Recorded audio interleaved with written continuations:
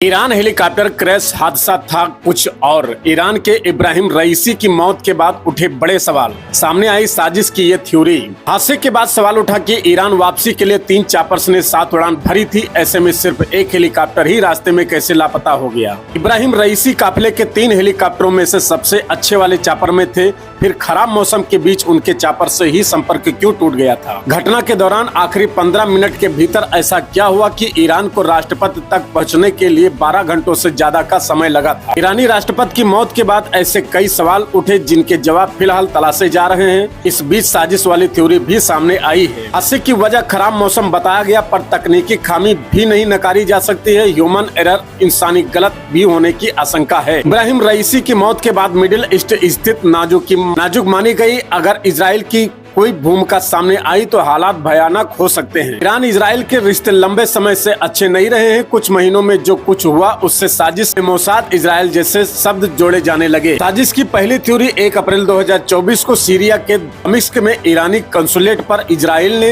Air strike की थी। ईरानी सेना के टॉप कमांडर इसमें मारे गए थे। हमले के बाद से ईरान की बुरी तरह बौखला गया था। जवाब में ईरान ने 13 से 14 अप्रैल की रात इजराइल पर 300 से ज्यादा मिसाइल और ड्रोन दागे थे। हमले के बाद इजराइल ने ईरान को गंभीर परिणाम भुगतने की धमकी तक दे दी थी। साजिश की दूसरी थ्योरी, ऐसा माना जाता है कि साल 1948 में कई देशों ने इजराइल को मान्यता देने से इनकार कर दिया था। इसके बाद ईरान अकेला देश था जिसने इजराइल को मान्यता दी थी। 1979 तक दोनों मुल्क एक दूसरे के सहयोगी हुआ करते थे।